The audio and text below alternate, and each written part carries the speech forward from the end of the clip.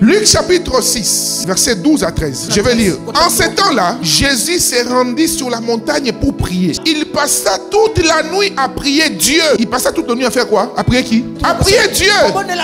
Verset 13. Quand les jours parurent, vous voyez, toute la nuit il a fait quoi? Il a fait quoi? Lui-même Jésus.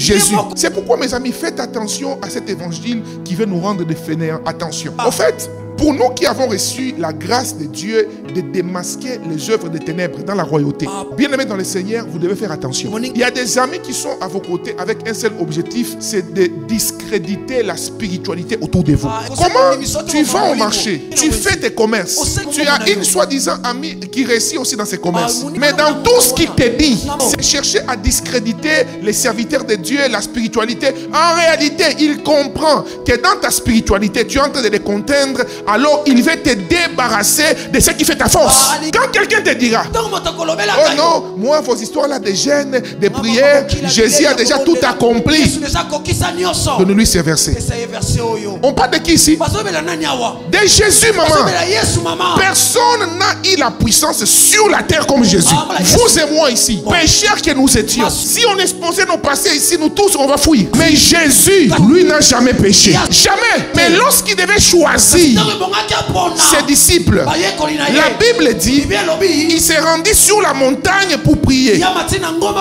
Il passa toute la nuit à prier Dieu. Et pour dire à ton voisin, prie papa, prie maman, prie. Dis-lui très bien, maman, restaurez votre vie de prière. Tu dis amen, cette parole s'attache à toi. Maintenant, écoutez-moi bien aimé. Verset 13. Toute la nuit il fait quoi? Il prie. Maintenant, les matins, la Bible dit, il appela ses disciples, il en choisit 12 auxquels il donna le nom d'apôtres. Alléluia. C'est-à-dire, papa, avant de choisir les apôtres, Jésus a passé toute la nuit à prier. Sur quoi tu bases tes critères pour choisir les amis? Sur quoi tu bases les critères pour choisir les alliés dans les batailles de la vie? Tu peux avoir l'onction, mais la qualité des relations que tu as dans la saison déterminera les victoires que tu auras dans la vie. Une des choses que le diable fera, lorsque Dieu te donne l'onction royale, ou l'onction double, ou encore l'onction de la multiplication, c'est embrouiller tes relations. Je disais, il y a 3 manières que j'ai notées dans la sagesse des relations. Un, pour avoir des relations de la saison, vous devez prier. Même Judas, beaucoup de gens disent, mais si Jésus a prié, pourquoi il a choisi Judas? Mais sans Judas, toi et moi, nous ne serons pas ici. Vous savez ça? Sans Judas, aujourd'hui, on ne serait pas des enfants de Dieu. En fait, Satan ne peut jamais être plus sage que Dieu. Il y a des gens qui pensent vous faire du mal, alors qu'ils sont en train de vous pistonner inconsciemment. Ils pensent qu'ils sont en train de mal parler de vous. Même Judas fait partie du plan de Dieu. Amen, amen. Parce que quelqu'un me dit, oh, Jésus a prié. Comment il a choisi un traître parmi les 12? Je vais parler à quelqu'un ici. Quand tu es loin, la traîtrise ne te tuera jamais. Jamais. Non, non, non, non, non, non. Ceux qui te trahissent là, ils peuvent te trahir. Et ils te trahiront encore. Mais dans leur trahison, ils seront en train d'accomplir les plans et les desseins de Dieu.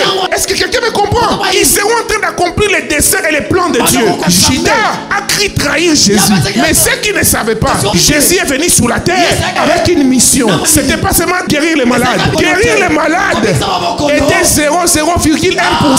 Ressusciter les morts était 0,1%. 99% de sa mission était de mourir à la croix.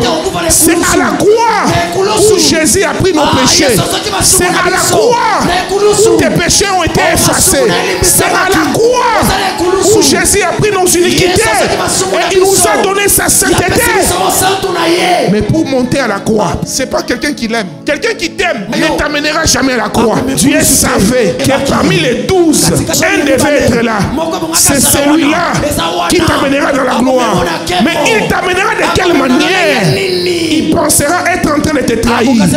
Ils penseront qu'ils sont en train de te lâcher. Ils penseront qu'ils t'ont fait perdre le travail. Mais dans cette perte-là, la gloire de Dieu va se manifester.